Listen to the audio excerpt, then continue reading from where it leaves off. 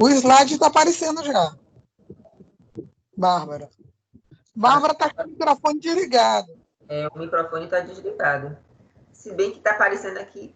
O slide não está aparecendo ainda? Está sim, aparecendo. Está sim aparecendo. Tá sim. Cadê Thaís? Vamos lá, Thaís. Bora. Pode começar, fique à vontade. Eu vou botar o cronômetro aqui, tá? São 10 minutos. Pro Bárbara, distancia um pouquinho do microfone.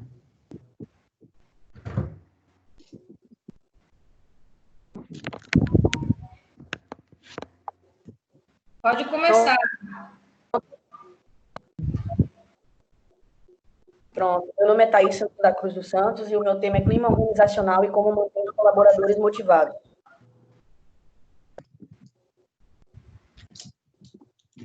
Próximo slide.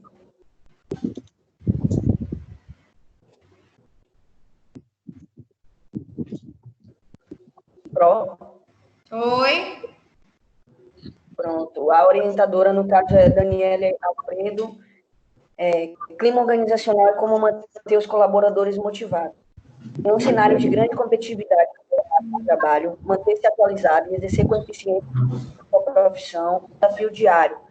E, para isso, a motivação deve ser constante para que a satisfação pessoal e profissional seja uma realidade. Por isso, as pessoas estão cada vez mais preocupadas em desenvolver um clima organizacional para os colaboradores que pensam bem na casa. Como o fato de que a diversidade cultural social Aí, Thaís, deu eco. Aí, só um minutinho, tem alguém com o microfone aberto.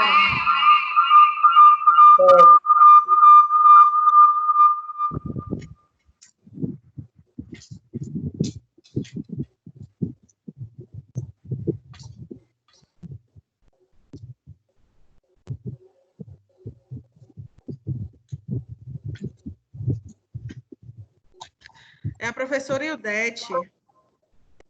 Eu não. Deixa eu ver aqui.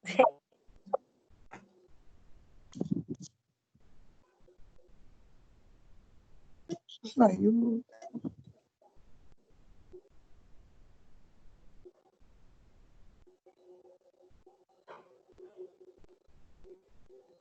Pessoal, vamos lá.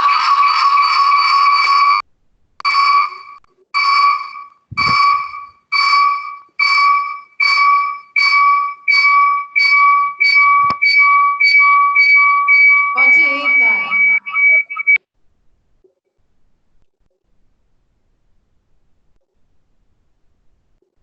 Eu não estou visualizando o slide agora.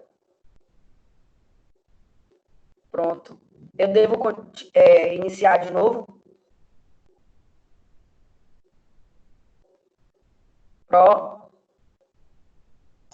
Pode fazer de onde você parou, Thay. Pode seguir. Deixa eu falar uma coisa antes. Os meus slides estão um pouco avantajados de informações para facilitar o meu desenvolvimento aqui e a compreensão de vocês, viu? Fique tranquila. Pronto. Sumiu o slide.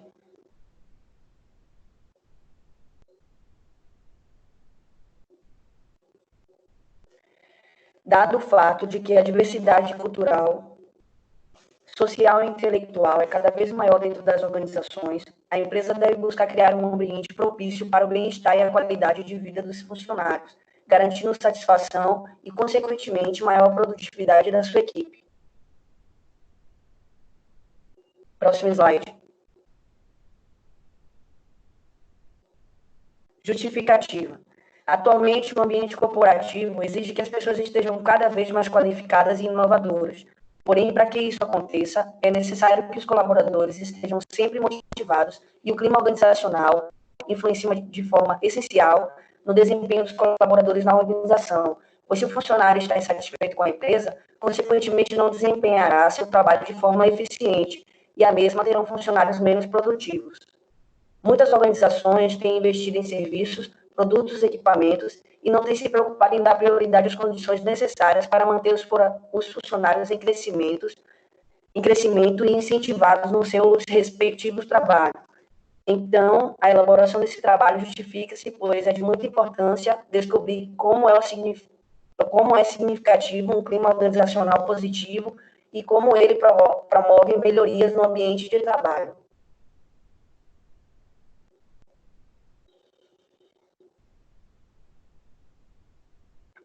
Próximo slide.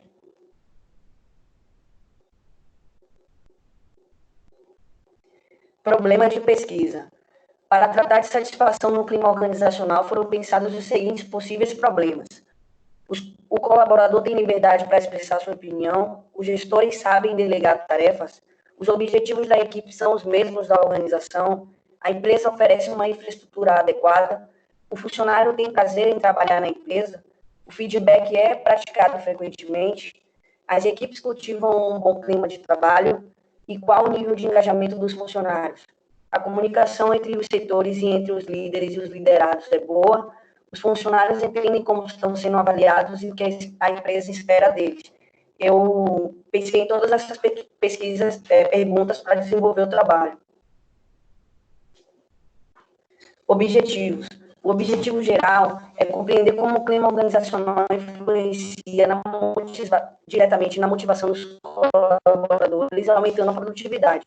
E os específicos foram apresentar o conceito de clima organizacional e sua importância para a organização, entender as consequências de um clima organizacional desfavorável e conhecer do ponto de vista teórico o clima organizacional.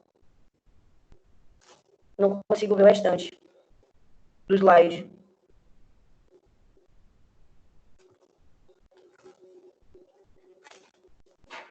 Acho que pode clicar em ocultar. Ocultar? Agora já.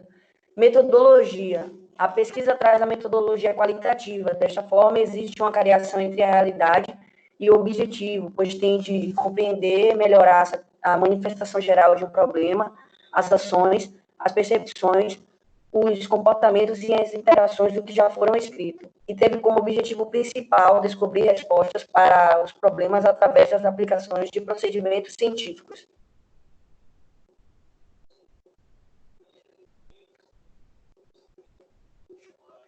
Fundamentação teórica, capítulo 1. O conceito de motivação e suas teorias. A motivação tem sido o foco de estudos e pesquisas em diversas empresas desde o século XIX. De acordo com Hobbes, Judge e Sobral, motivação é o método da persistência e direção do indivíduo para alcançar suas metas. Johan declara que a motivação é o processo de estimular o empregado para que empreenda ações que irão preencher uma necessidade ou desejo individual, mas que estará sintonizada com a meta almejada pela empresa. E nesse capítulo trata-se também da pirâmide de Maslow, que salienta as 5 necessidades básicas de todo o indivíduo.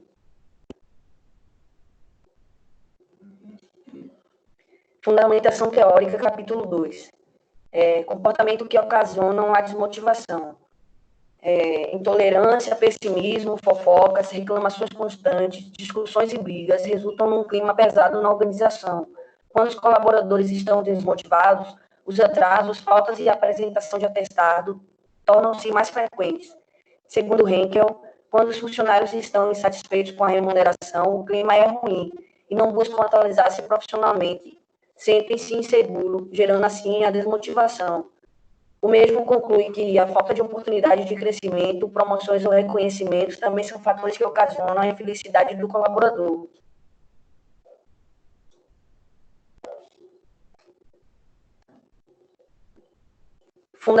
Fundamentação teórica, capítulo 3.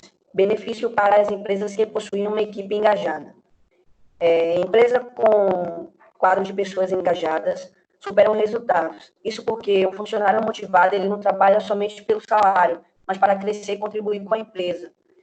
Os autores Araújo, Freitas e Garcia mencionam que as pessoas são centro de qualquer ação, objetivos, procedimentos, e que a relação com as demais pessoas, sua satisfação e comportamentos podem projetar a organização para um futuro promissor.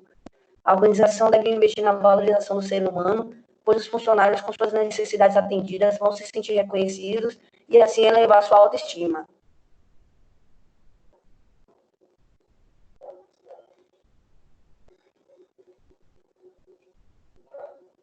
Considerações finais.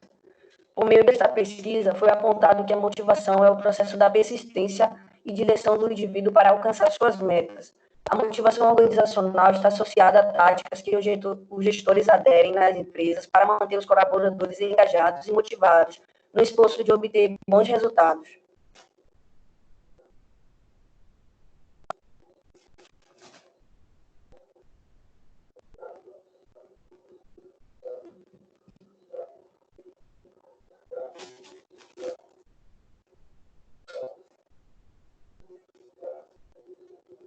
Próximo slide.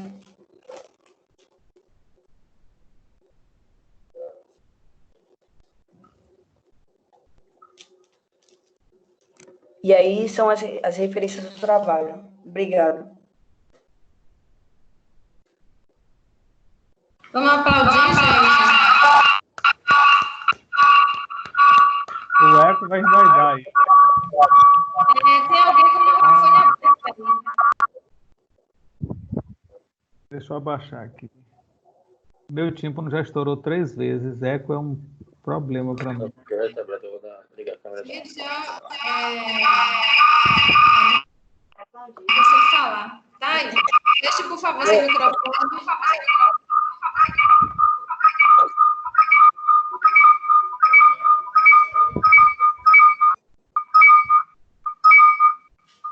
Eu não consigo entrar com os participantes. Não sei quem é.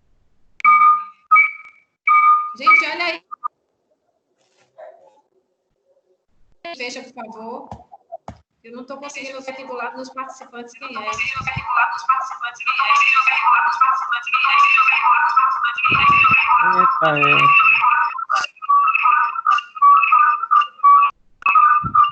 Eu acho que é a menina que apresentou.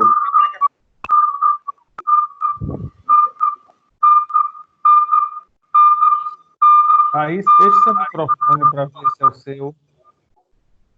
Desculpa, eu não ouvi, professor. Feche seu microfone para ver se é o seu que está provocando o eco. Certo. Mas eu acho que é o de professora Bárbara. Eu acho que a professora Bárbara tem 2 reuniões abertas. Quando ela fala, o eco enlouquece. Vamos lá. O professor Constantino pode, durante as apresentações, fazer comentários pertinentes à teoria e eu posso fazer comentários pertinentes aos aspectos técnicos e metodológicos, tá? Principalmente pelo fato de eu ter essa rotina de acompanhar a produção de vocês. Na verdade, esse semestre, por conflito de horário, eu não tive acesso aos trabalhos de vocês porque eu fiquei com o turno matutino, tá? Mas eu vejo 2 situações relacionadas ao seu trabalho. Na verdade, só para esclarecer, que aqui a banca, a nossa função é avaliar a apresentação, certo? Mas é importante pontuar alguns aspectos, porque você, com certeza, a partir da observação que a gente acaba fazendo, você passa a ter uma outra perspectiva que pode gerar alguns ajustes ou que pode gerar uma continuidade futura da sua própria pesquisa. Eu estranhei no seu trabalho, quando você trouxe, eu não consegui contar, mas talvez umas 7 ou 8 perguntas. E eu queria só te mostrar uma coisa muito simples, porque o seu problema de pesquisa, eu costumo recomendar que o problema de pesquisa esteja muito próximo do próprio objetivo geral. E a ideia é, dentro do problema de pesquisa, justamente estabelecer um objetivo geral como objetivo, o nome já diz, um objetivo geral, um objetivo amplo, tá? E os específicos vão justamente fazer esse desmembramento. E você trouxe várias perguntas, que na verdade, tecnicamente, a metodologia pede uma pergunta principal, uma pergunta geradora da pesquisa. E essa pergunta está dentro do seu próprio problema, do seu próprio objetivo geral. Quando você diz compreender como, esse como já pode ser a sua pergunta, do seu problema geral. Como, você pega o texto todinho, que eu não estou com ele aqui aberto agora, eu sem querer fechei, e no final você coloca uma interrogação. Então você tira o seu problema do seu próprio, você tira o problema de pesquisa do seu próprio objetivo geral, tá? Você só vai tirar o verbo compreender e colocar uma interrogação no final, Então, você traz uma réplica do seu objetivo geral do seu problema e você entender que todas as perguntas que você fez são super pertinentes ao seu processo de pesquisa. Sim. Mas são perguntas que você faz à sua pesquisa durante o processo. Algumas ficam mais evidentes para o capítulo 1, outras para o capítulo 2, outras para o capítulo 3, mas são perguntas implícitas que você se faz enquanto pesquisadora para, inclusive, ajudar no desenvolvimento da sua própria pesquisa. Certo? Mas, tecnicamente, não caberia você apresentar o problema de pesquisa com toda essa estrutura, apesar de toda a pertinência, mas ele pede uma única pergunta. Algumas vezes é pedido um contexto para, por fim, você apresentar a pergunta, que é muito pertinente também, mas não dessa forma como você trouxe várias perguntas, tá? Então, você teria uma, vamos entender, você construiria a partir do que você já tem no seu objetivo geral, uma pergunta, o que seria, entre aspas, uma pergunta geral, tá? Que é o que o problema de pesquisa pede, e todas essas suas perguntas são pertinentes ao contexto do seu desenvolvimento, tá? Certo. E da forma como você trouxe, eu não sei se o seu tutor, que é o seu orientador, se não lhe questionou a respeito da possibilidade de você tendenciosamente, mesmo que inconscientemente, ter caminhado um pouco para uma proposta um pouco meio aderente ao que seria um estudo de caso. Então, você quase desembocou no estudo de caso, que é um passo além da revisão de literatura.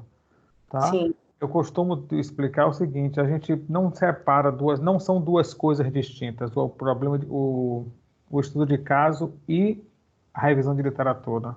A revisão de literatura é o primeiro passo que no caminho percorrido você chega no estudo de caso. Tá?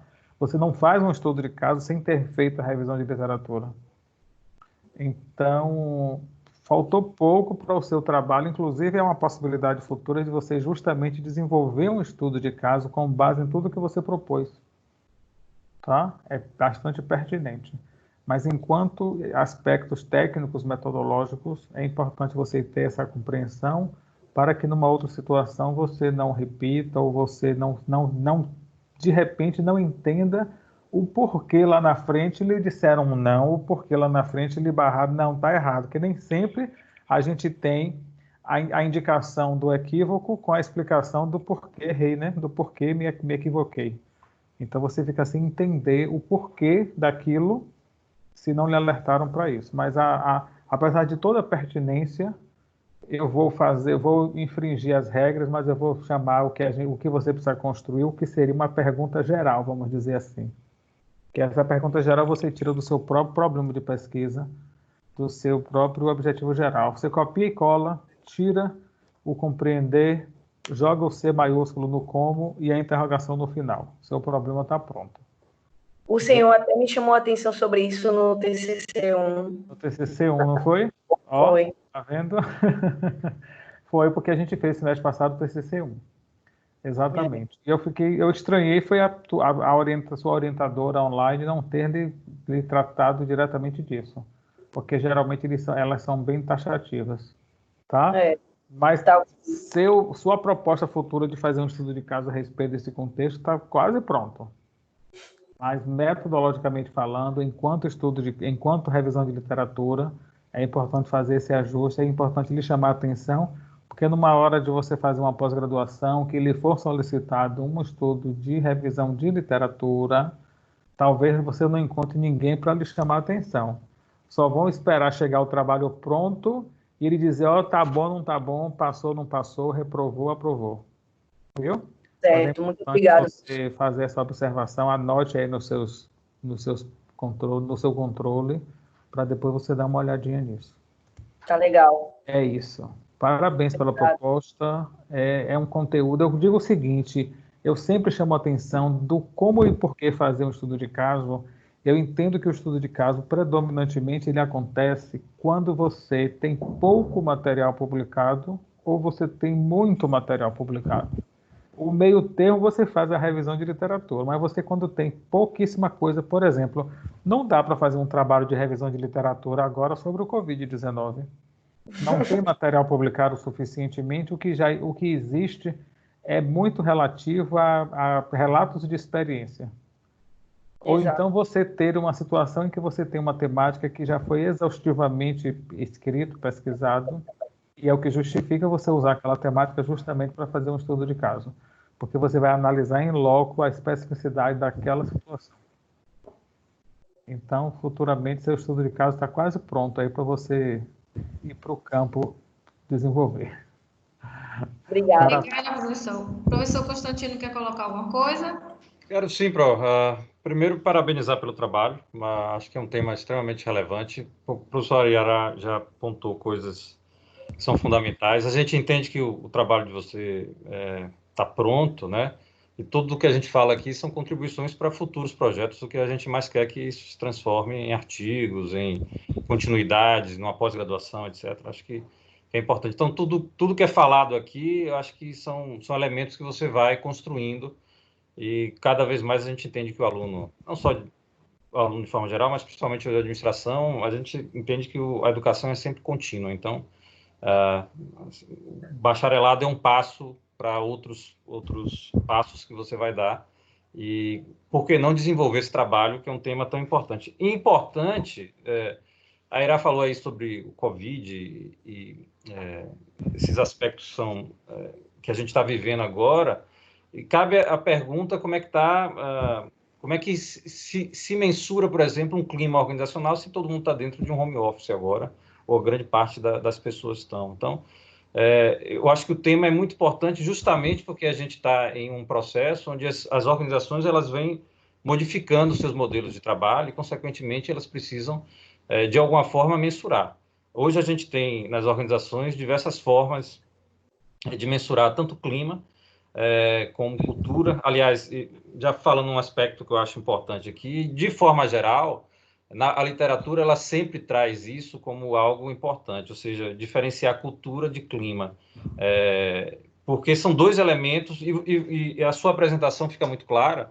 Você faz o link do clima com a parte de motivação, né? Então, existem vários outros aspectos que influenciam a motivação, ou seja, clima é um desses aspectos que você traz muito bem as explicações, mas eu acho que cabe aí, talvez, num futuro desdobramento desse trabalho, trazer alguns pontos importantes até para diferenciá-lo, porque a confusão é sempre muito grande, o que é cultura, o que é clima, né? E não só isso, outros aspectos que vão influenciar. Então, eventualmente, em um trabalho, é importante que a gente pondere, né, essas diferenças, né?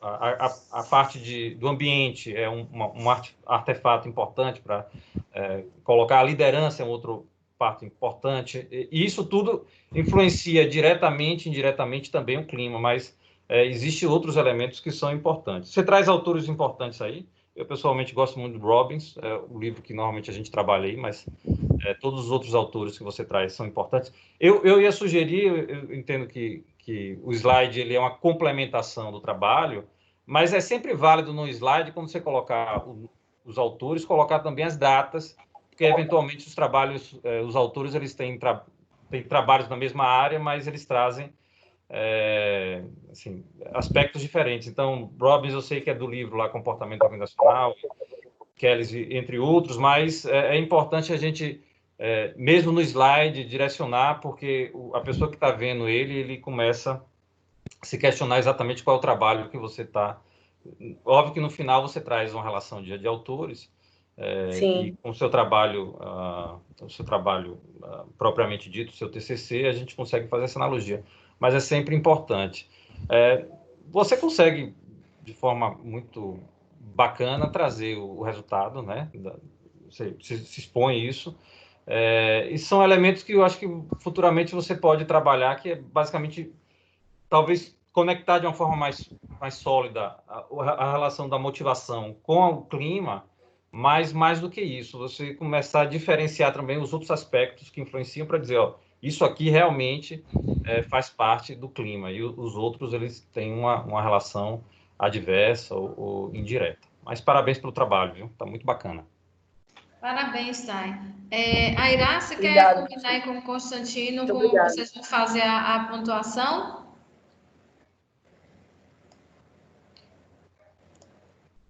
Eu tô preenchendo aqui o Barema, né? A Irá também está fazendo, e aí pelo que eu entendi, a Irá, eu mando o meu para você e você complementa, é isso? Pronto. E já combinei com o Constantino, Ah, professor então tá bom. Constantino. Ok. Porque minha internet está lenta e o microfone leva uma vida para abrir e fechar. Tá bom.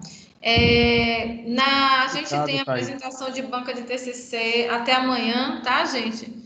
Então, no dia 17, vocês vão ter o resultado da apresentação de vocês, tá bom, Thay? Obrigada. Só mais uma coisa. Posso falar? Pode falar. Quando eu crescer, eu quero ser igual a todos vocês. Ah. Sério. Lindinha. Obrigado. Beijo. Obrigada, parabéns, Thaís. Beijo. Beijo. Abraço. Parabéns. Obrigado. Vamos lá, Wendel. Cadê o Wendel? Alô, Wendel. Oi, tô aqui. Pode aparecer aí pra gente. Tô aqui. Você tá torto. Peraí. Aê! O Wendel tá no trabalho, gente, porque ele não conseguiu apresentar de manhã. Então, a gente só tá vendo sua máscara. Agora. Aê! Você vai compartilhar seu slide? Pode compartilhar.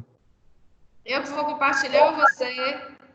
Você é mais fácil aqui, por causa que então, se apresente trabalho, aí. não tem não. Fale seu nome, seu tema, enquanto eu estou compartilhando aqui o slide. Gente, Wendel. Oi. Wendel, como você está de máscara, sua voz está bastante abafada. Então, tente se aproximar um pouco mais do sensor do microfone. Ou se for possível, você tirar a máscara dentro das condições de que já que você está no trabalho, mas é porque a combinação aí ficou abafada, não estava dando para escutar bem. Pronto, eu já tirei aqui. Eu tirei a máscara para poder... Minha voz, vocês estão conseguindo me ouvir? Sim. Vocês já enxergam aí o slide? Enxergaram? Ainda não, Pro.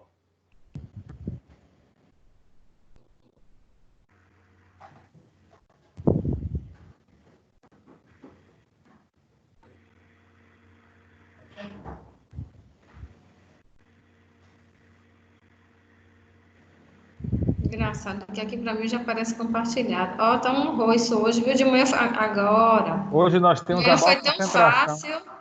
Hoje nós temos a maior concentração docente por centímetro quadrado na tela do computador. E aí, já consegue, gente, enxergar? Apareceu, sim. Pronto, já apareceu aqui, Bárbara, já está aparecendo aqui. Vai lá, Wendel. Pronto, vamos começar aqui. O tema que eu escolhi foi os desafios do empreendedorismo no Brasil. Então, foi esse o tema que eu escolhi, que é um tema que eu penso interessante para a nossa sociedade que a gente vive aqui. O empreendedorismo, ele é o processo de iniciativa de implementar novos negócios ou mudanças nas empresas já existentes. Agora, a gente sabe que o empreendedorismo não é algo fácil de se fazer. É algo que tem algumas dificuldades. E é justamente esse o tema que eu vou tratar aqui no TCC, que é as dificuldades que os empreendedores enfrentam para poder desenvolver o seu negócio.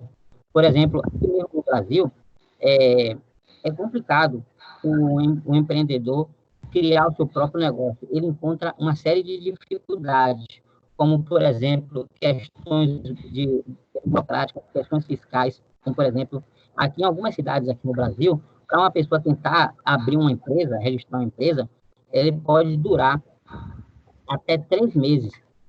E isso acaba impactando negativamente o desenvolvimento desse trabalho. Outro ponto também negativo que os empreendedores brasileiros enfrentam é relativo à questão do capital. Porque é necessário, né, a pessoa ter um bom capital para poder desenvolver o seu negócio. E, às vezes, o empreendedor, quando ele tenta buscar esse capital nas instituições financeiras, ele encontra uma certa dificuldade para ter esse dinheiro. E ele precisando desse dinheiro, encontrando essa dificuldade, vai ser muito complicado e comum para isso. Outro ponto, outra questão também que acaba prejudicando bastante o empreendedor é algo que está relacionado a ele mesmo. No caso, assim, a própria cultura da pessoa, a própria cultura do empreendedor brasileiro. Um ponto que eu estou dizendo é que não é muito comum o empreendedor brasileiro buscar uma qualificação para ele alcançar de uma forma mais rápida o seu objetivo.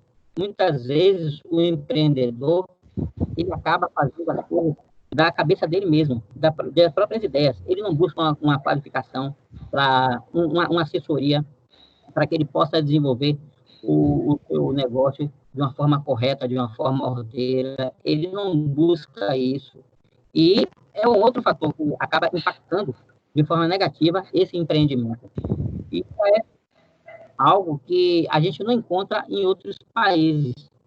Como, por exemplo, se você pegar um exemplo aqui, fazer a comparação do empreendedorismo aqui no Brasil com o empreendedorismo em outros países, nós vamos ver uma realidade totalmente diferente. Por exemplo, se você pegar aqui, vamos citar como exemplo aqui Wendel, só um minutinho, sem querer atrapalhar, já atrapalhando, lembre que você só tem 10 minutos, viu? Tudo bem. Eu passo da justificativa. Na justificativa. Aí, no caso, se você pegar, por exemplo, se observar, como, por exemplo, na Nova Zelândia, ela é um dos melhores lugares do mundo para o empreendedor criar o seu negócio, porque lá você tem um apoio do governo. Por exemplo, só para você ter uma ideia aqui, se, por exemplo, uma pessoa estrangeira de outro país apresentou uma proposta de um empreendimento viável, tem que ser viável, na Nova Zelândia, o próprio governo vai te convidar e custear tudo que envolve o seu negócio, só para facilitar o desenvolvimento do seu empreendimento, algo que a gente não encontra aqui no Brasil, é qualidade. E a gente poderia, pelo menos, tentar se espelhar nessa situação aqui e trazer um pouco do que a gente vê lá fora para aqui dentro do Brasil. Aí o que acontece, outro exemplo aqui que eu gostaria de tratar, por exemplo, até aqui no Chile. Wendel, você precisa entrar nos seus tópicos do trabalho, senão você vai perder o seu tempo. Entendi. Pronto. Agora, eu vou falar aqui qual é a importância do empreendedorismo para a contribuição para o resultado das organizações. Então, como eu estava falando,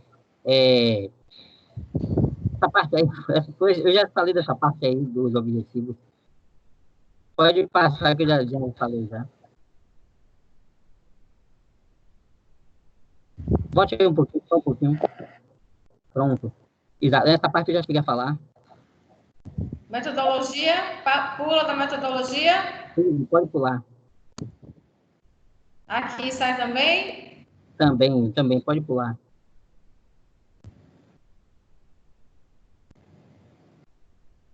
Pronto, aí. Agora, aí o que acontece? Diante dessa situação toda, qual é o impacto? Como é que a sociedade, qual é o impacto que a gente tem diante de tudo isso? Por exemplo, a desigualdade social que a gente encontra aqui no Brasil é um resultado claro de uma falta de investimento que a gente encontra aqui. Como, por exemplo, como o empreendedor, ele não consegue tocar o seu trabalho da forma correta, desenvolver o seu trabalho da forma correta, ele acaba fazendo de qualquer maneira, e isso acaba por fechar o seu negócio. E isso, depois do fato dele fechar o seu negócio, ele pode muito provavelmente, ele pode ir para a informalidade. E a informalidade é algo que a gente vê aí afora. Se a gente sair aí fora e ver a questão da informalidade, um dos fatores, não todos, mas um dos fatores que contribuem a isso é justamente essa questão aí. Ele não conseguiu desenvolver o seu trabalho da forma correta. Aí o que acontece? Ele trabalhando na informalidade, ele acaba concorrendo com as outras empresas normais. Aí o que acontece? Ele concorrendo com as outras empresas normais, ele acaba vendendo produtos causando uma concorrência desleal e acaba prejudicando também o outro empreendedor que conseguiu tocar o seu trabalho da forma correta. Então, esse é um dos problemas um dos impactos negativos da falta de acolhimento correto que a gente precisa ter com o empreendedor. A gente precisa olhar o empreendedor de uma forma melhor, porque o empreendedor, ele é o que mais gera emprego no Brasil. E se ele pudesse ter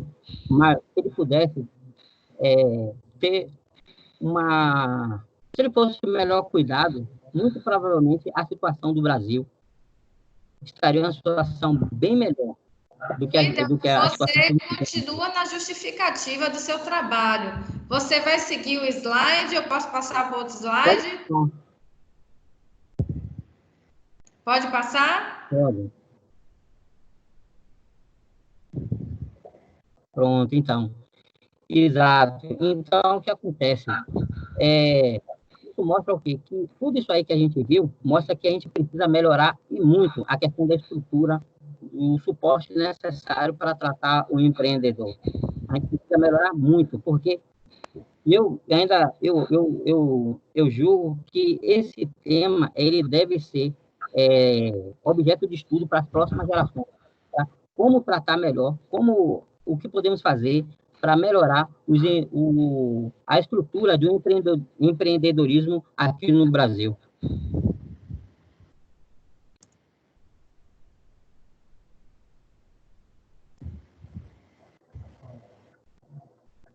Então, aqui estão as referências que eu me baseei.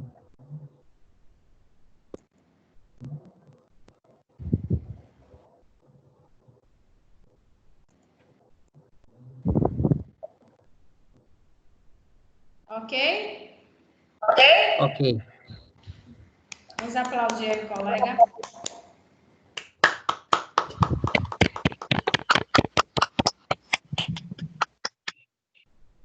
Professores, fiquem à vontade.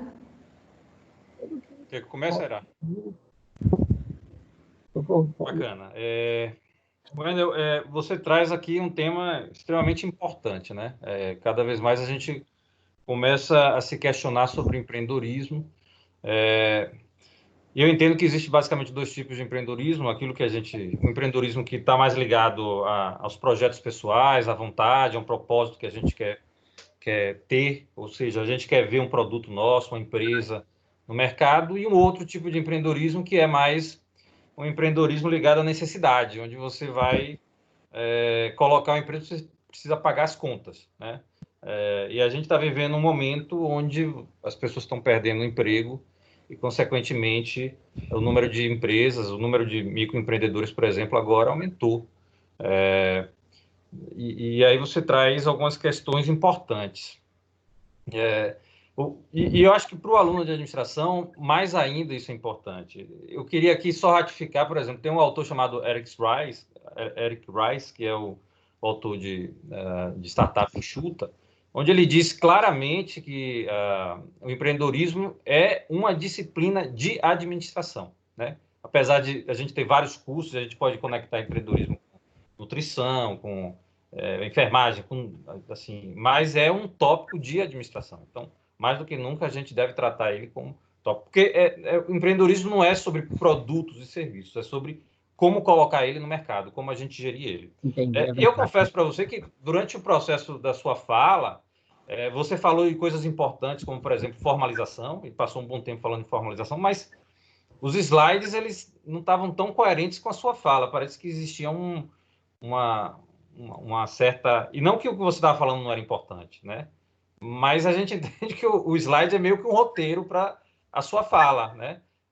Então, é importante que, assim, dentro de um possível processo, num pós-graduação, etc., você pense no caminho onde você quer chegar, porque a sua fala deve seguir esses parâmetros. Assim, você traz coisas importantes, o trabalho tá bacana, a sua apresentação tá bacana, você trouxe algo relevante. E algumas coisas devem ser ponderadas aos poucos. Por exemplo, você bota a importância do empreendedor no resultado das organizações. As organizações por si só, já tem a necessidade de ver os seus resultados, independente, assim, a não ser que você esteja falando de intraempreendedorismo, mas essa é uma questão que se torna meio genérica. Então, é importante que, talvez, o que você deveria trazer é a importância do empreendedorismo na sociedade. A sua fala está mais coerente com isso do que necessariamente com a informação do empreendedorismo como resultado nas organizações. Mas, de forma geral, o seu trabalho está bacana, você traz pontos relevantes, você traz relações com o momento atual. Eu acho que, mais do que nunca, a gente deve repensar o empreendedorismo. E eu acho que é um trabalho que deve ser desenvolvido mais profundamente no segundo, terceiro momento aí da sua vida acadêmica. Então, parabéns. Novamente, como a Ira falou, nosso intuito aqui é contribuir para que você possa destrinchar esse trabalho em futuros frutos, e aí artigos ou pós-graduações, TCCs mais robustos, etc. Parabéns pelo trabalho. Obrigado pelas palavras, professor Constantino.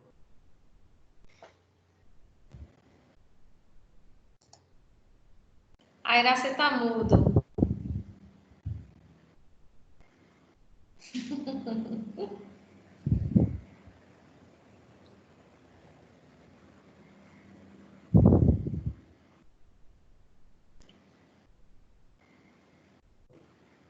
Não, não ouve ainda não. Não. Aí agora. Pronto. É porque minha internet achou de ficar lenta agora de noite e demora muito de liberar o microfone. Olha só, Wendel, uma preocupação que é comum, eu sempre digo, a apresentação de uma banca, vou explicar rapidinho para não precisar explicar para os outros, porque vale para todo mundo. A apresentação de um TCC, eu costumo dizer que é uma apresentação técnica. Por quê? Porque você está apresentando para pessoas que conhecem o que você pesquisou, tá? Você está apresentando para uma banca.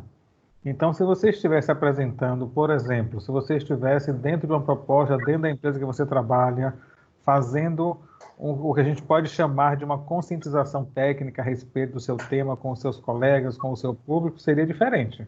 Você teria que realmente trazer um contexto da teoria para o grupo, para os espectadores. Mas, na verdade, a apresentação de uma banca, eu sempre digo, é uma apresentação técnica.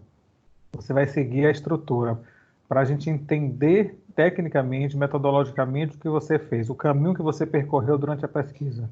Então, você vai trazer o problema, o objetivo geral, os objetivos específicos, a metodologia com a justificativa paralelamente, e o que você tratou, o que você propôs enquanto objetivos específicos, você vai desenvolver no capítulo 1, capítulo 2 e capítulo 3. Então, é uma apresentação técnica, tá? E a logicidade da apresentação de uma banca, de um TCC, seria essa. O que você fez, na verdade, você trouxe dentro de um contexto geral a discussão enquanto proposta do que lhe levou a desenvolver a pesquisa. Por isso que a professora Bárbara chamou a atenção. Você está preso na justificativa. Porque a compreensão que a gente teve foi que você estava o tempo inteiro realmente justificando o porquê de ter desenvolvido toda essa pesquisa. O que, como o professor Constantino falou, é extremamente pertinente. Mas se tratando de uma banca de TCC, a gente precisa ser técnico. A gente precisa seguir a estrutura da proposta do que você desenvolveu enquanto pesquisa, tá bom? A pertinência do tema é inegável, né? Como o professor Constantino tem chamado a atenção, nesse contexto atual que nós estamos vivendo, nessa pandemia, a relação direta ao ser empreendedor, como a gente diz no bom baianês, na marra, né? Na livre e espontânea pressão, porque, infelizmente, a notícia que chega diariamente é desligamento de empresas, suspensão de contratos, e daqui para frente, esse mês para frente, eu acredito que aumente exponencialmente essa situação, até que a gente encontre uma nova normalidade, né? E a saída é empreender. Resta saber se esse empreendedor está preparado, resta saber se ele conhece as ferramentas do empreendedorismo ou se ele vai fazer, como o professor Constantino colocou, da forma intuitiva, da forma impessoal, da forma que ele sabe fazer, né? E não da forma técnica como ele deveria ser orientado para desenvolver, o seu próprio instinto empreendedor, quer seja por intuição, quer seja por necessidade, mas isso, inclusive, vai potencializar o que você mesmo propõe, a relacionar isso às consequências do que ele vai fazer com o que ele vai encontrar lá na frente, do que ele vai ter como resultados, tá? Então, mais do que nunca, os holofotes estão voltados para o âmbito do empreendedorismo diante de toda essa situação que a gente está vivendo. Tá bom? Parabéns. E numa próxima apresentação, tenha atenção com os aspectos metodológicos da apresentação, que é o que a academia pede. Ok, tudo Bom? bem. Tá bom.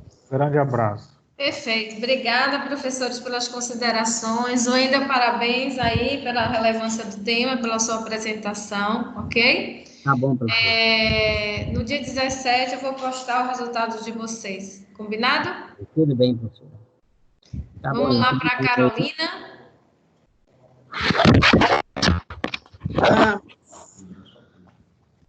Ligar minha câmera. Eu quero saber se Carol bebeu uma aguinha.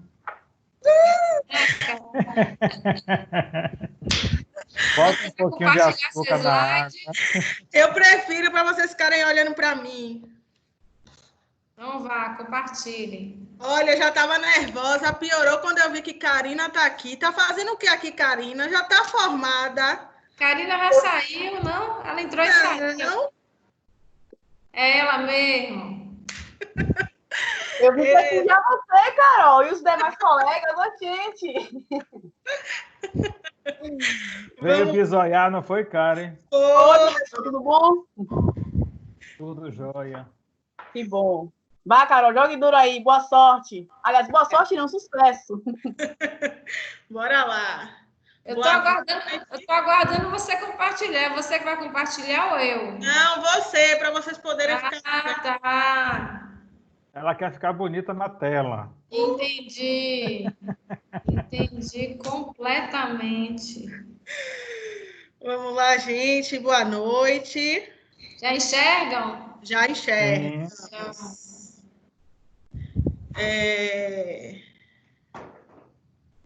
Vamos nessa, né? jogue duro. Meu nome é Carolina Queiroz Pereira, todo mundo já sabe, né? Orientada pela professora Daniela Alfredo. Não poderia deixar de mencionar de forma nenhuma, como também orientador, o professor Aira Manuel. Me ajudou pra caramba. Foi excepcional nessa jornada. E o tema do meu TCC é estresse e qualidade de vida no trabalho. Pode passar. Entende-se por qualidade de vida no trabalho a maneira que a empresa implanta inovações, equilibra as expectativas do funcionário com a da organização, faz melhorias dentro do ambiente de trabalho, capaz de refletir fora dele, né? Com o intuito de controlar o estresse, tornando-o positivo.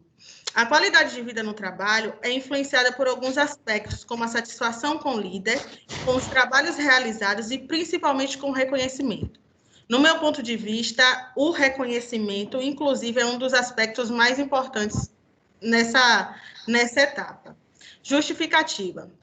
A importância dessa pesquisa está em mostrar como satisfazer a necessidade dos colaboradores e manter o estresse em equilíbrio pode alavancar a produtividade e a eficiência das empresas. O intuito em abordar esse tema é fazer com que os líderes e responsáveis das empresas possam cuidar mais dos seus colaboradores e sua satisfação, pois qualquer grande empresa no mercado globalizado tem competitividade dentro dela e isso ajuda bastante na produtividade do resultado. Essa competitividade, inclusive, tem que estar em equilíbrio, tá? E o problema de pesquisa? Qual a importância da qualidade de vida no trabalho? Eu poderia ficar aqui um dia inteiro falando sobre isso, mas não tenho tempo. Corre que o tempo urge. Objetivo geral. É discutir os principais meios geradores de qualidade de vida no trabalho e os específicos é apresentar os conceitos do estresse e qualidade de vida, apontar a importância da comunicação entre líder e entender... Deixa eu só abrir aqui para eu ver melhor.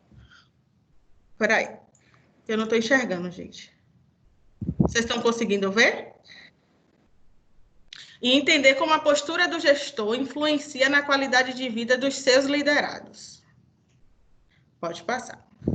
A metodologia, né? O tipo de pesquisa do projeto foi através de revisão de literatura, com abordagem qualitativa, baseada em dados bibliográficos, como os livros, dissertações, teses e entre outros. Né? Para a realização dessa pesquisa sobre a qualidade de vida no trabalho, os principais autores foram Rodrigues, Ramos, Limongi. Procurou utilizar também publicações utilizadas compatíveis com a pesquisa, todas em teor científico e acadêmico. As palavras-chave, né? Qualidade de vida, motivação, produtividade, estresse, ambiente de trabalho e equilíbrio entre a vida profissional e pessoal.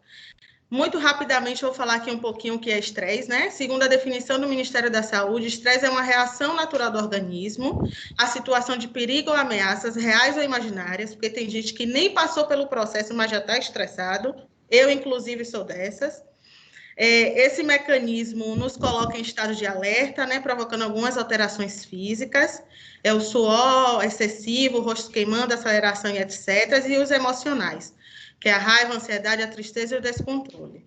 Pode passar. Trouxe aqui 2 tipos de estresse, que é o agudo e o crônico. O agudo é aquele estresse eventual, né, que ele causa um pico emocional muito forte, dura pouco tempo e gera, né, aquela ação. O crônico é aquele estresse do cotidiano, ele é permanente, né, e adoece. Esse é o estresse que lhe adoece. 2 curiosidades eu trouxe sobre o estresse, muito rápido também. Segundo as estatísticas da LFS do Reino Unido, que faz pesquisa sobre o mercado de trabalho, em 2015 e 2016, o estresse foi responsável por 37% de todas as doenças relacionadas ao trabalho e por 45% dos dias perdidos por doenças, os atestados nas empresas. Outra curiosidade, vocês sabiam que existe um termo em japonês para definir morte por excesso de trabalho? Esse termo é karoshi, e de acordo com o estudo do governo feito em 2017, por ano, morrem em torno de 150 pessoas de karoshi no Japão. Pode passar. Pode passar.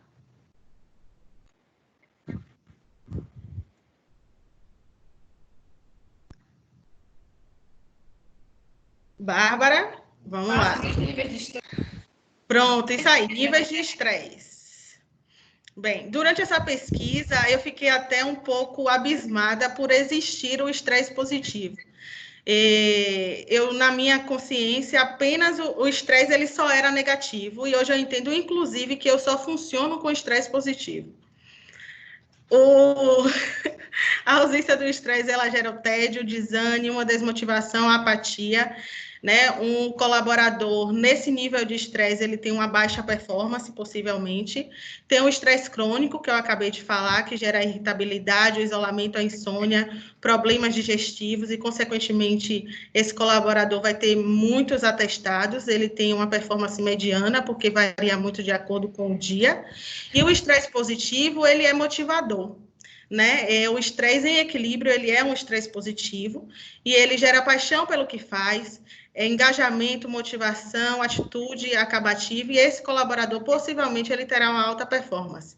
Eu, inclusive, nesse momento, estou no estresse positivo, né? Porque eu estou aqui na adrenalina, mas eu precisava cumprir essa etapa, eu não tinha outra oportunidade, e esse estresse me motivou a concluir. Pode passar. Bárbara? Já passei, essa internet que está linda. Não, aqui já está passado. Para mim, não. A qualidade de vida no trabalho é influenciada por alguns aspectos, como... A imagem está embaçada. Não está passando, não. Pronto.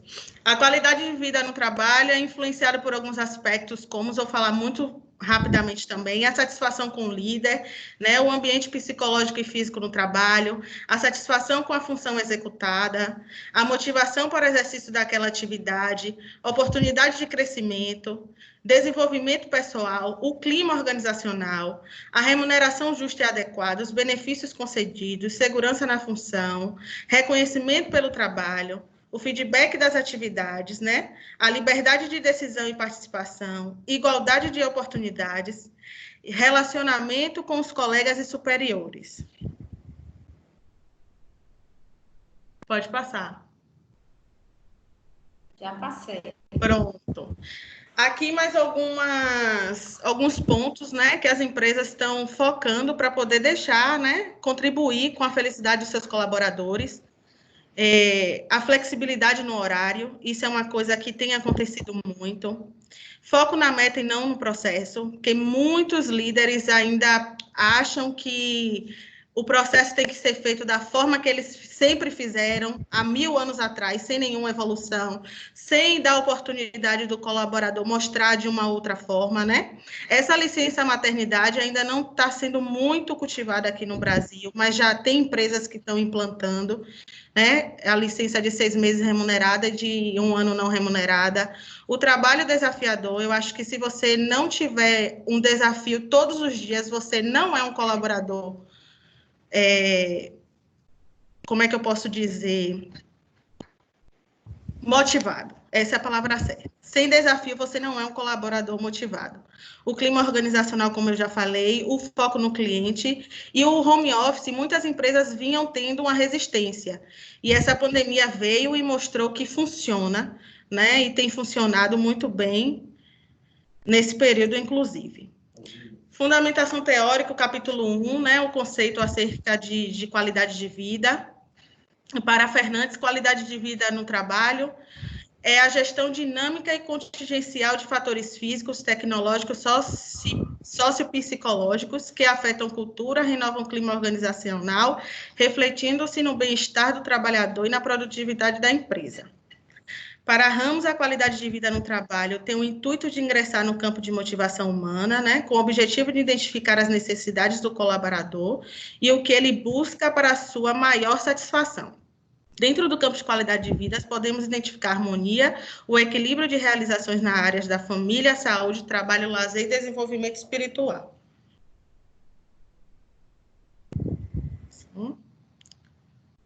Continuando, para bom sucesso, a qualidade de vida no trabalho abrange a renda capaz de satisfazer as expectativas pessoais e sociais, o orgulho pelo trabalho realizado, a vida emocional satisfatória e a autoestima, a imagem da empresa junto à opinião pública, o equilíbrio entre o trabalho e o lazer, os horários e condições de trabalho sensatos, as oportunidades e perspectivas de carreira, a possibilidade de uso do potencial, o respeito dos direitos e a justiça nas recompensas.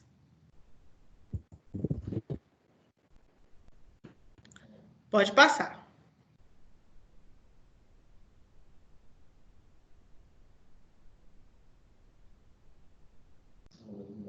Passou?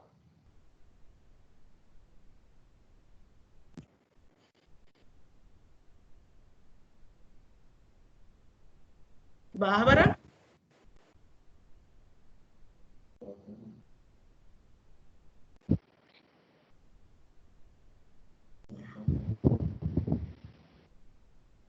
Passou?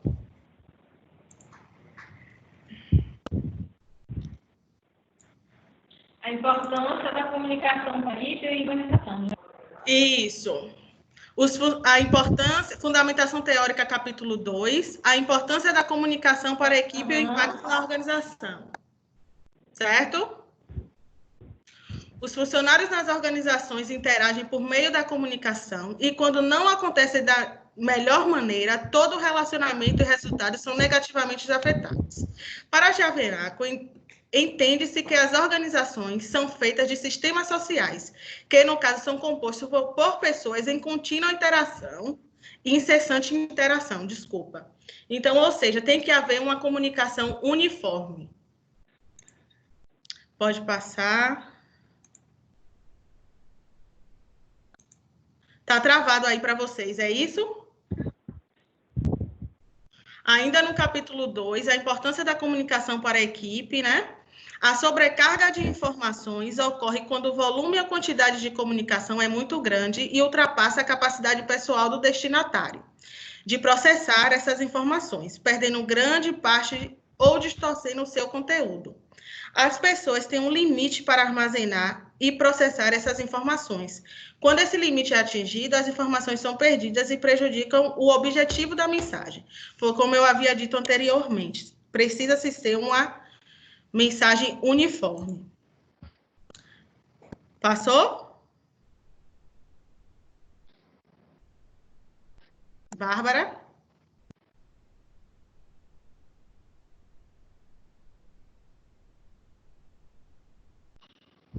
Ela está demorando um pouquinho de aparecer para vocês.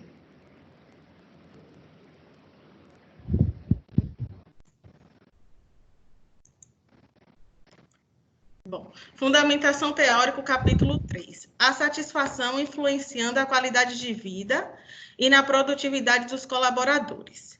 Muitos gerentes afirmam que a produtividade e, consequentemente, os lucros é tudo o que importa. Bom, de acordo com os autores, a produtividade deve ser vista de maneira em que não se analise somente o fator econômico, mas também a satisfação dos envolvidos. Afinal de contas, o capital humano é a parte mais importante da organização. O desempenho dos funcionários está ligado à satisfação dos mesmos dentro da organização, pois as empresas com maior número de colaboradores satisfeitos têm potencial de ser um dos melhores locais para se trabalhar, tendo em vista que a produtividade estará a todo vapor.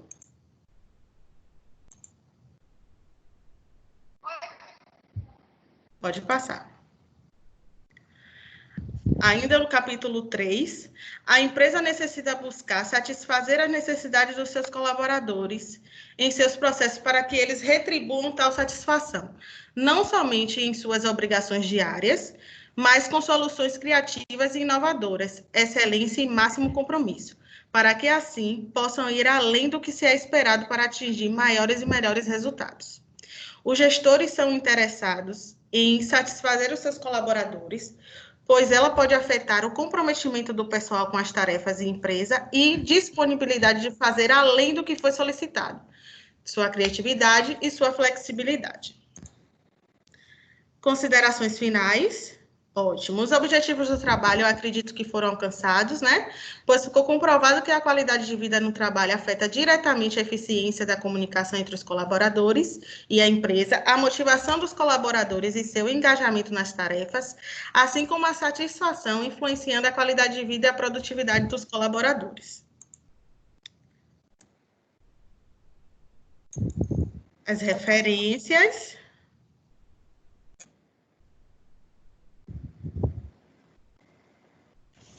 E muitos thank-yous.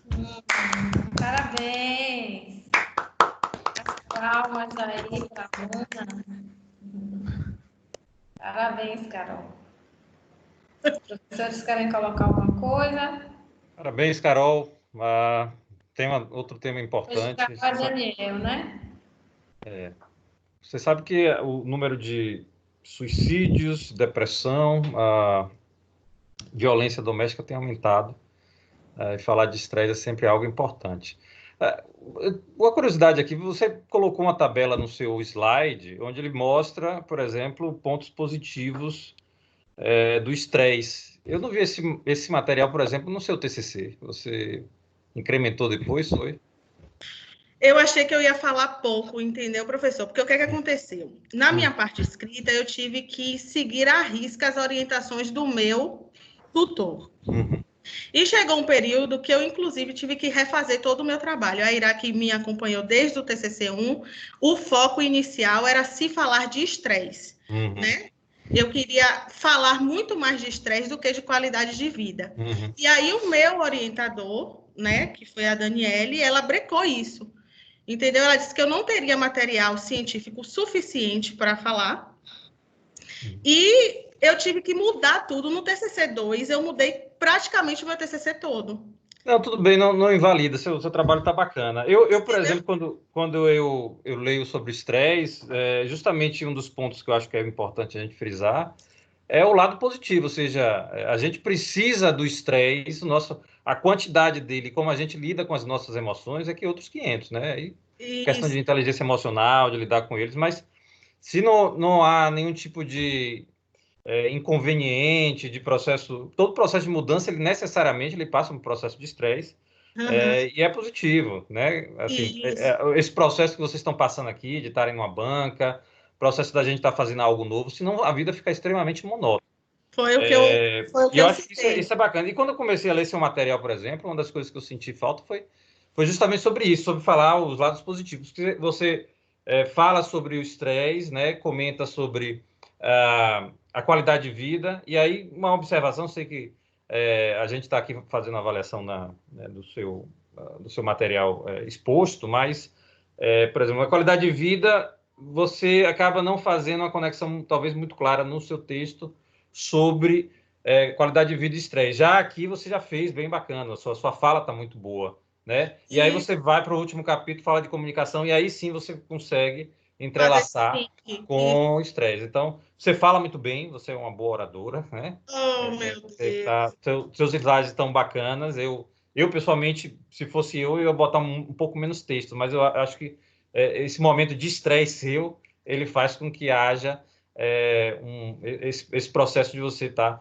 Uma última coisa que eu ia sugerir, estou tentando ser rápido aqui para dar espaço para os próximos, mas uma coisa no texto que eu acho que é bacana, né, para a gente deixar um texto mais fluente, e aí nos próximos textos, se você pensar nisso, as conjunções são sempre importantes, então, porém, todavia, dessa forma, que eventualmente as frases ficam um pouco soltas, então é bom colocar os conectivos no texto para ficar mais fluente ainda, mas você escreve bem. Eu queria, desculpa te interromper, eu queria inclusive falar mais. Eu queria que o slide fosse menor e que eu tivesse tempo de falar mais. Eu projetei um roteiro na minha cabeça que eu iria falar aqui uns 20 minutos. E aí eu não consegui, então dentro do que foi...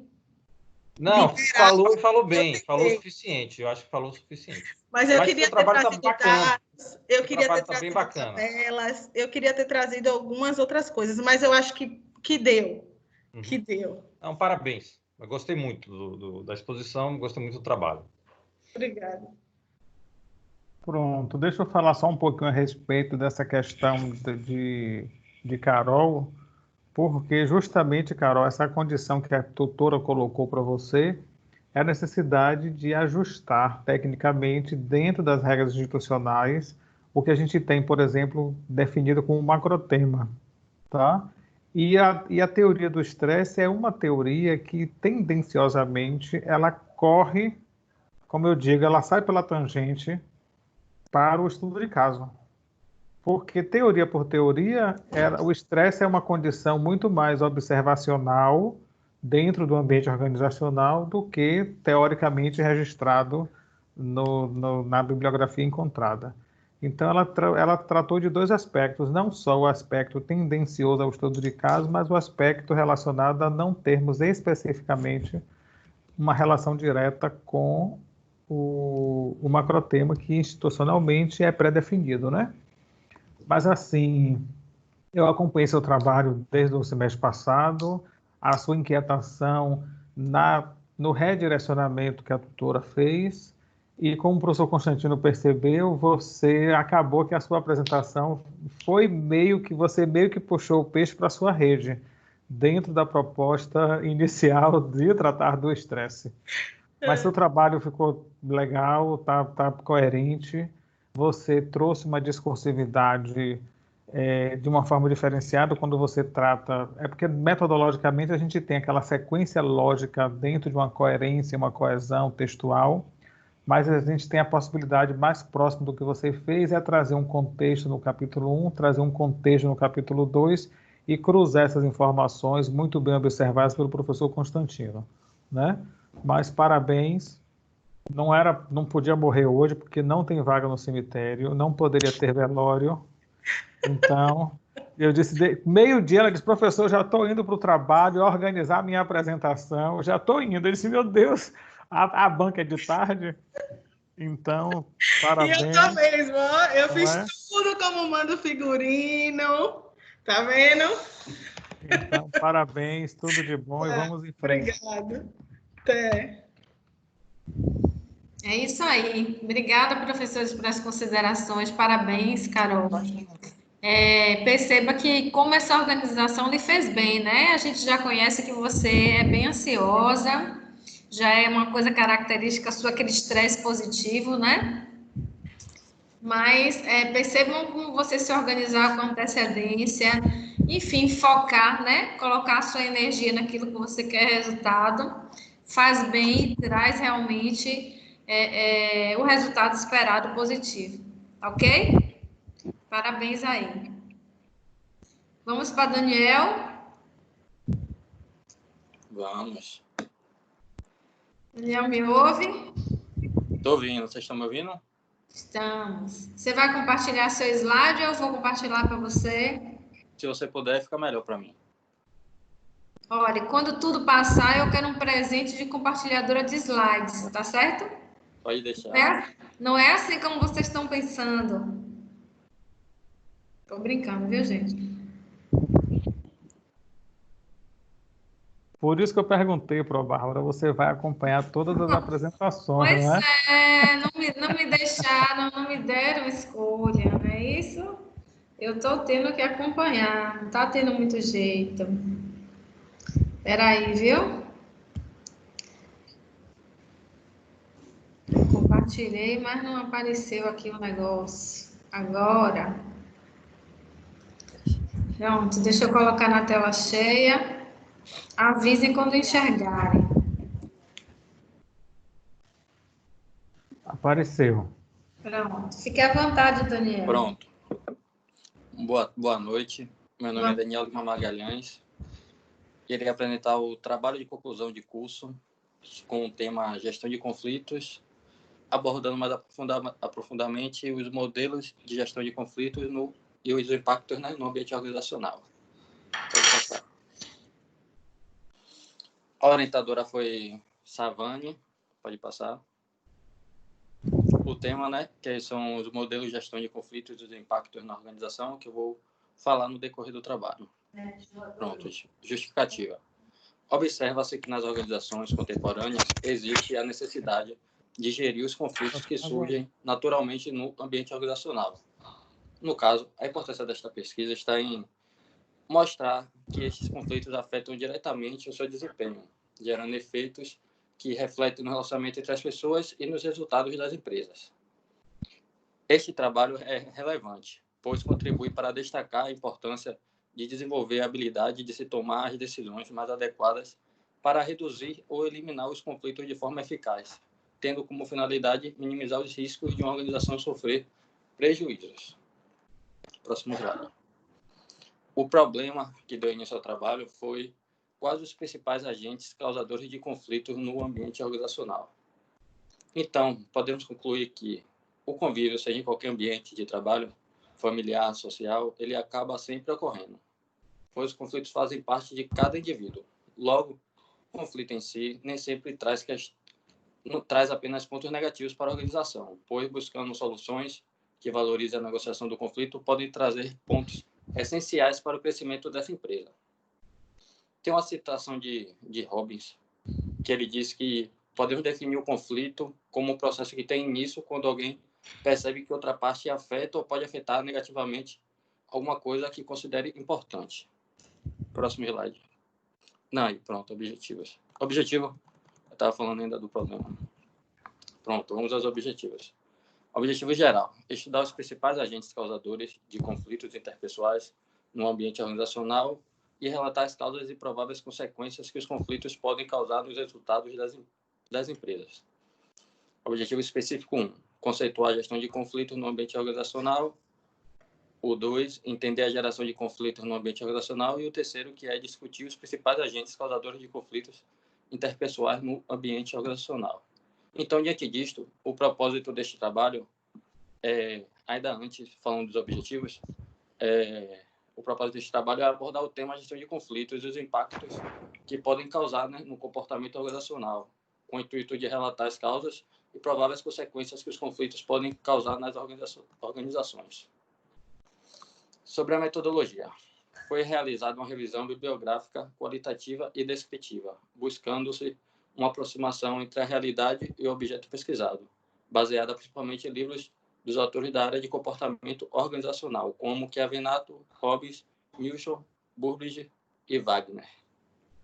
Pode passar. Agora nós vamos dar início à fundamentação teórica. No capítulo 1, iremos conceituar a gestão de conflitos no ambiente organizacional. Uma organização é composta por inúmeras personalidades, crenças, éticas e hábitos diferentes. Estas inúmeras diferenças encontradas no meio organizacional resultam em divergência entre os profissionais que compõem aquela organização. De certa forma, é aceitável que estes tipos de conflitos, pois em qualquer área de convivência há conflitos, seja ele com soluções ou não. Pode voltar, não precisa passar. No primeiro ainda, tá no anterior, volta aí um. Aí, que eu vou falar um pouquinho.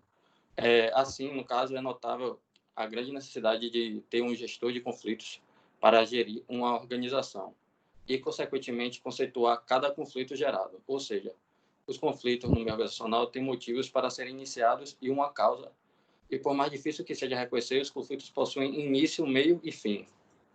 Desta forma, uma organização precisa de um entendimento específico sobre as causas dos conflitos e é importante reconhecer a causa do conflito para, assim, tomar partido do que deve ser feito. Próximo slide. Pronto. Segundo Burbridge, nem todo conflito é igual e nem todo conflito deve ser abordado da mesma forma. Por esta razão, o gestor precisa conhecer e saber quando e como usar as diversas ferramentas que podem ser aplicadas, dependendo da natureza do problema. Nesse caso, o gestor compreender o início de um conflito é o ponto principal para ele solucionar esse conflito, pois a causa dele é importante para a empresa, já que a partir dessa causa surgirá divergência, no meio organizacional. Assim, sendo necessário compreender o principal motivo disto se tornar um problema e não permitir atrapalhar o desempenho da empresa. Os conflitos não devem ser imparciais, pois a sua causa não deve ultrapassar os limites e afetar o desempenho e convivência na empresa. E é neste momento que a empresa de um gestor precisa da presença, de um gestor qualificado, se torna essencial. Agora, no capítulo 2, iremos falar sobre entender a geração de conflitos no ambiente organizacional.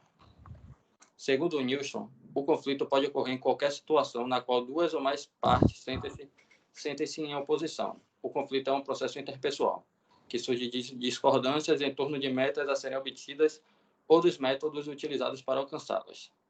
Nesse caso, podemos concluir que existem inúmeras razões para ocorrer um conflito em um ambiente organizacional, seja divergência de pensamento, interesses pessoais, interesses profissionais, crenças, hábitos, entre outros fatores que vão estar sempre presentes na organização. Pois as organizações são compostas por profissionais com inúmeros interesses individuais e características pessoais. De acordo com Burbridge, os conflitos que os gestores inevitavelmente precisam enfrentar são diversos dos tipos, e nem todos são ruins. De fato, alguns são absolutamente necessários e trazem elementos positivos para todos. Próximo slide. Aí. Estabelecer um entendimento sobre as possíveis causas de conflitos dentro de uma organização é uma tarefa de extrema importância para um gestor que tem domínio do assunto e irá compreender suas causas e reconhecer que cada funcionário tem a sua individualidade. Assim, quando surgir um conflito, ele saberá discernir com eficiência o motivo principal que gerou o conflito e, a partir desse conflito, solucionar problemas atuais ou futuros. Então, vamos lá. Segundo Chiavenato, uma organização é composta por um conjunto de pessoas que atuam juntas em uma criteriosa divisão de trabalho para alcançar um propósito comum. Desta forma, podemos concluir que é perceptível que, para uma empresa conseguir alcançar suas metas, é necessário compreender o caminho e todos os seus obstáculos, e também ter uma boa gestão para saber enfrentar qualquer tipo de conflito gerado no ambiente organizacional. Próximo slide, capítulo 3. Pronto, agora nós iremos discutir os principais agentes causadores de conflitos interpessoais no ambiente organizacional.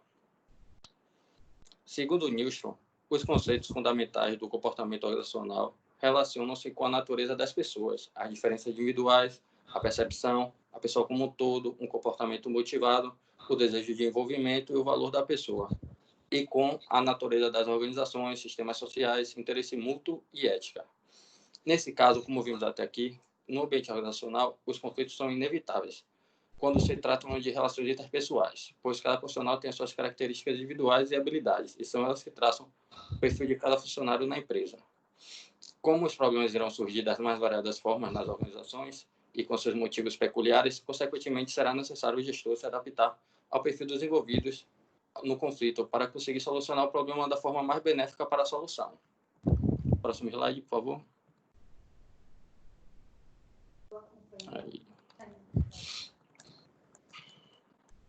Pronto.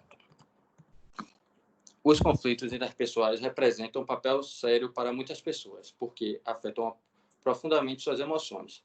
As pessoas têm a necessidade de proteger sua autoimagem e autoestima de danos provocados pelos outros. Algumas vezes, os temperamentos de duas pessoas são incompatíveis e suas personalidades colidem. Em outros casos, os conflitos desenvolvem-se a partir de falhas nas comunicações ou de diferenças nas percepções. Desta forma, podemos perceber que os interesses interpessoais geram vários motivos para se iniciar um conflito, tornando indispensável a presença de um líder, um gestor competente na empresa, pois ele saberá compreender e conduzir os interesses interpessoais de cada funcionário. Sabendo disso, toda organização possui um objetivo específico, que no caso é sua meta a ser alcançada, e para você conseguir alcançar esse objetivo, é essencial para uma organização se ter um bom ambiente de trabalho, uma boa comunicação entre os funcionários, uma boa liderança, e que esse líder seja capaz de reconhecer as atitudes positivas e o trabalho dos seus funcionários, pois assim a organização irá atingir seus objetivos, conseguir criar um bom clima organizacional e ter um resultado eficaz. Próximo slide, por favor. Agora, para concluir esse trabalho, vamos às considerações finais, que é um breve resumo do que vimos. Para conceituar a gestão de conflitos, é necessário entender a importância de gerir interesses pessoais, organizacional e profissional de cada funcionário presente na organização. Compreender o motivo do conflito é o primeiro passo que deve ser tomado, pois existem inúmeras razões para ocorrer um conflito, e são inevitáveis quando se trata de relações interpessoais, pois cada profissional tem as suas características individuais e habilidades, e são elas que tratam o perfil de cada funcionário na empresa. Para uma empresa atingir suas metas e objetivos, é indispensável a presença de um bom gestor para identificar e solucionar possíveis causas e conflitos, ou até evitar conflitos no ambiente organizacional. Próximo slide. Agora vem as referências, que eu usei, que a Venato e Robbins foram livros físicos, que eu tive maior suporte, e Nilson, Burbridge e Wagner eu usei a partir de e-books. Próximo slide. Espero que todos tenham conseguido ter uma boa compreensão do assunto e muito obrigado pela atenção de todos. E desculpem qualquer nervosismo. Muito bem, Daniel, parabéns. Eu, particularmente, fiquei muito contente de você ter escolhido esse tema e vi que você se aprofundou nele, tá? Muito legal, gestão de conflitos é uma coisa que todo líder precisa aprender, ter na sua vida profissional. Se eu não me engano, você havia me falado que você tinha um negócio, Você já teve experiência tem experiência como empreendedor, e saber gerir conflitos, que quando a gente está ali no dia a dia, eu sei de dizer isso, que também já tive experiência como empreendedora. Quando você vê a coisa apertar no seu bolso, a gente fica mais nervoso, do que quando a gente é subordinado a um chefe. Enfim, parabéns, gostei muito do seu desenvolvimento e deixa aí os professores fazerem as suas considerações. Obrigado, Bárbara.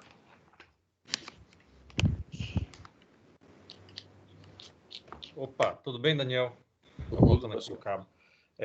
Novamente, já enfatizando aí a fala de professora Bárbara, um tema fundamental, na verdade, A gente pensar em gestão de organizações, tendo pessoas, eventualmente vai ter conflitos. E um dos pontos importantes que você colocou aí, logo no início do seu slide, e está no seu trabalho também, que o conflito, e é um entendimento moderno da administração, conceitualmente, porque antigamente a gente entendia que todo conflito deveria ser eliminado das organizações. Hoje a gente entende que conflito ele é uma coisa benéfica, se for bem gerido. Então, ele pode trazer coisas bacanas, ele pode trazer soluções, ele pode dar um outro, Conceitualmente, a gente entende que existe uma tese e uma antítese, são conflitos, e você vai ter uma síntese, que é um processo onde você vai dar uma solução ótima. Então, você consegue trazer isso, os elementos fundamentais, traz autores importantes, né? O seu trabalho, e mesmo o trabalho escrito, ele tem esse encadeamento de você falar das conceituações, fala dos problemas de conflito, e no final você fala da parte de gestão propriamente dita. Então, você consegue trazer isso, são os elementos fundamentais. Eu acho que, num segundo trabalho, você poderia enfatizar mais a parte de solução, a parte do terceiro capítulo poderia ficar um pouco maior.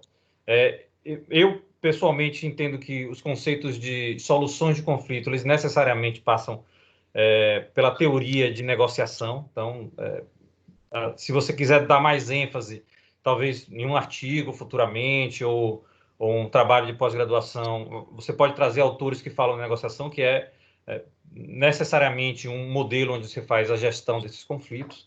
Você pode enfatizar mais nesse processo, mas você traz aí uma coerência muito grande do seu texto e com o que você relaciona, está bem encaminhado. Eu sei que a gente está fazendo aqui uma avaliação da sua apresentação, você falou bem, você trouxe os elementos necessários aí, conseguiu falar de uma forma precisa e bacana. No seu texto, uma sugestão é que você tenha um pouquinho de cuidado com as citações. Você traz muitas citações diretas, tem citações que passam ali de 3 linhas, então tem que ver depois a forma, e aí uma área mais de Airá, mas a forma que você cita diretamente depois de determinadas linhas teria que ser diferente. Mas eu acho que assim, você traz uma literatura bacana, textos relevantes, consegue fazer o encadeamento do seu texto de uma forma bacana. Então, parabéns. O seu trabalho está muito bem desenvolvido. Obrigado, professor Constantino. Está sem áudio aí. É porque eu preciso lembrar que meu áudio está demorando de abrir. Eu tenho que abrir antes do professor terminar para poder dar tempo. Gente, parabéns, Daniel. Daniel foi um dos casos que teve um acompanhamento mais próximo meu, na primeira etapa principalmente, porque aquela ideia, professor, eu não sei o que é que eu faço, o que é que eu vou pesquisar, né? Aí espera aí um pouquinho, aí eu fui tirar dele qual foi a teoria que você se aproximou durante o seu curso? Qual foi a disciplina que você teve o melhor entrosamento? Qual foi o que foi que você conseguiu criar um entrosamento maior durante o seu curso? Porque eu sempre digo, eu não posso dar ideia, o que eu posso fazer é ajudar vocês a arrumarem a ideia, ajudar a arrumar a ideia na cabeça de vocês. E Daniel foi um exemplo típico disso. Até me surpreendeu, porque no início eu precisei ficar mais próximo, cobrando um pouco o andamento, mas depois ele silenciou um pouco, e quando eu me comunicava, ele já me apresentava resultado, ele estava conseguindo avançar dentro da dificuldade da administração do tempo dele. Mas é um exemplo de que teve o cuidado de seguir o manual, o modelo, metodologicamente ele foi fiel a essa estrutura que a instituição oferece, então acabou que ele conseguiu vencer a dificuldade da administração do tempo com os aspectos que atendeu bem ao que foi pedido. Realmente, o professor falou a respeito das citações, a gente tem que ter um pouquinho de cuidado a mais para, de repente, não trazer muita citação e acabar escrevendo um pouco menos, tá? Então, seu texto caberia um pouco mais de texto seu.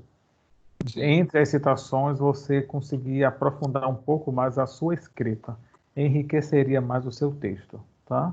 Mas, parabéns. Inclusive, encontrei ele vamos dizer assim, no empreendimento dele, no espaço de empreendimento, e observei um pouco de longe, e ele super compenetrado, super sistemático, assim, dentro do ambiente. Fiquei feliz. Parabéns, estou satisfeito, muito satisfeito com a sua evolução, principalmente, né? Do primeiro encontro que nós tivemos a hoje, você foi um dos que realmente acompanhou o processo, entendeu o processo, e conseguir desenvolver sem tanto estresse, sem tanto sofrimento, porque tem gente que acaba sofrendo muito com a condição, a proposta do que é feito com o TCC. Parabéns, estou feliz com o seu resultado. Muito obrigado. Em especial a Airá, né, que me ajudou bastante aí. Isso, e ele enfatizou muito isso. Recebi seu e-mail, né, fazendo os agradecimentos à professora Airá. Eu, como coordenadora, faço os agradecimentos a ele também, porque foi um pai, assim, para vários alunos que estavam com dificuldade de iniciar, mas que, graças a eu empenho, se saíram muito bem. Parabéns, Daniel. Eu nem sabia para onde ia. Graças a Irá, teve forma esse trabalho, né? Que bom. É o que eu sempre digo. Às vezes o aluno quer que eu dê a ideia. O que é que eu vou escrever? Eu disse, ó, tem que partir de vocês, porque quem vai desenvolver são vocês, né? E é muito claro para mim esse primeiro encontro nosso. A sala estava cheia, eu disse, ó, espero, pessoal, deixa eu acabar aqui com todo mundo, fica no final. E aí eu fui tirando dele justamente o que ele se aproximou durante o curso, porque ele precisava justamente ter essa intimidade com a teoria para poder conseguir desenvolver o trabalho, né? E foi o que aconteceu. Maravilha. Pronto. Maravilha. Obrigado. Muito obrigado. Um grande abraço. Abraço. Vamos lá, Fabiana.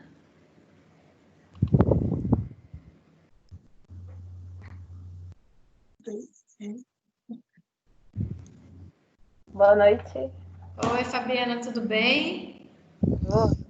Você vai compartilhar seu slide ou eu vou compartilhar? Eu vou compartilhar aqui. Então, pronto, fique à vontade.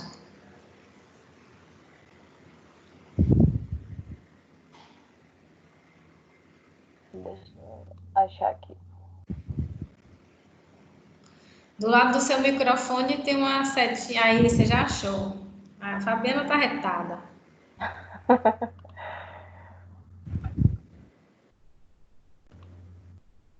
Pronto, estão vendo? Estão vendo o slide? Eu estou conseguindo ver. Professor Airá? Também. Bárbara? Já está aparecendo aqui. Vamos em frente. Eu tirei o meu áudio, mas eu estou vendo. Coloque no modo apresentação. Isso. Clica no copinho, na taça. Do lado do 74%.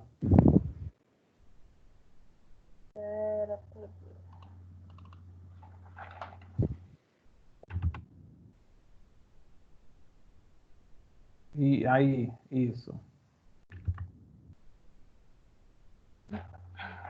Bom, meu tema é a influência da liderança no aumento da lucratividade nas organizações. Bom, me chamo Fabiana de Jesus dos Santos e a minha orientadora foi Alcideia Primo. Liderança é a arte de comandar e dirigir seguidores, influenciando suas mentalidades e seus comportamentos. Bom, eu escolhi esse tema porque a liderança exerce um papel importante dentro das organizações. Eu acho muito interessante a capacidade que ele tem de incentivar, motivar e desenvolver pessoas. E a justificativa é que a liderança ela é essencial para o ciclo de vida na empresa, como também para o crescimento e desenvolvimento de seus colaboradores. O problema da pesquisa é desvendar como a liderança pode impactar na lucratividade das organizações, sendo que o capital humano é o principal fator de lucro para as organizações. Pois se a organização não tiver com seus funcionários motivados e também sem uma boa liderança, os resultados serão negativos. O objetivo geral é discutir como a liderança pode influenciar no aumento da lucratividade nas organizações.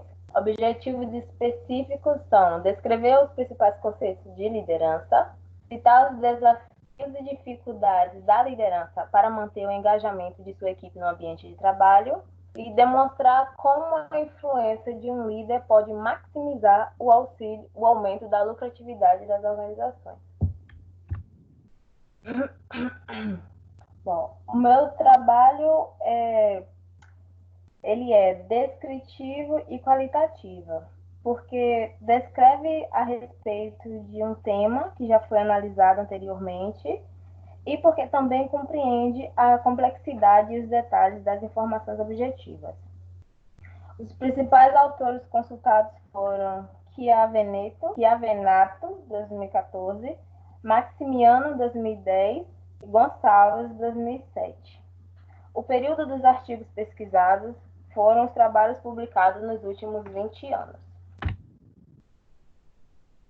Bom, o capítulo 1 refere-se à administração de recursos humanos, que ela é essencial dentro das organizações. Seu fator principal são pessoas.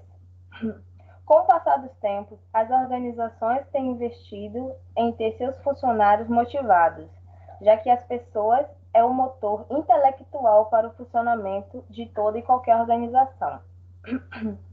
Chiavenato, 2014, afirma que foi somente a partir da década de 70 que surgiu o conceito de administração de recursos humanos. Antigamente, as organizações viam os trabalhadores apenas como recursos produtivos, mas com a implantação e melhoria da administração de recursos humanos, ou seja, a gestão de pessoas, as pessoas começaram a serem vistas de maneira menos hostil e tratadas com oportunidades de crescimento. As pessoas passam a significar o diferencial competitivo que mantém e promove o sucesso organizacional. Elas passam a ser a competência básica da organização. A sua principal vantagem competitiva em um mundo globalizado, instável, mutável e fortemente competitivo. Ervilha fala que, através da influência do líder, é possível alcançar os objetivos definidos dentro da organização. A liderança nada mais é do que a capacidade de exercer influência sobre as pessoas. Influenciar é fazer com que as pessoas façam aquilo que elas não fariam sem a presença de um líder. Maximiano, 2010, página 34, diz que a liderança é a realização de objetivos por meio da gestão de colaboradores, sendo que gerir, motivar e incentivar os colaboradores a alcançar uma meta específica com sucesso, isso é um líder. Bom, existem 3 estilos de liderança: a liderança autocrática, democrática e a liberal. A autocrática, ela é totalmente centralizadora. No caso, não pede opinião aos seus liderados. No caso, a opinião é centrada apenas nele. A democrática, ela confia em seus colaboradores e dá total autonomia na tomada de decisão. No caso, ela dá oportunidades para os seus liderados opinar, sugerir. A liberal, ela é totalmente descentralizadora. Tipo, ela dá total liberdade aos seus liderados, confiando em suas competências e preocupações. Vou falar agora a respeito dos desafios e dificuldades da liderança para manter o engajamento da equipe. É relevante fazer o estudo da personalidade para que se possa encontrar o perfil desejado, porque existem diferentes personalidades e características nas pessoas, podendo ser intrínsecas ou extrínsecas. Intrínseca é aquela pessoa que se automotiva sozinha. Ela não precisa de influência externa para realizar suas tarefas. Já a extrínseca precisa de estímulos para desenvolver o comportamento desejado, sendo assim através de salários, remunerações e condições de trabalho. Por isso é necessário recrutar e selecionar pessoas aptas e preparadas para desenvolver determinada função. Para alcançar metas, é preciso criar um ambiente agradável e com diálogo aberto. Continuando.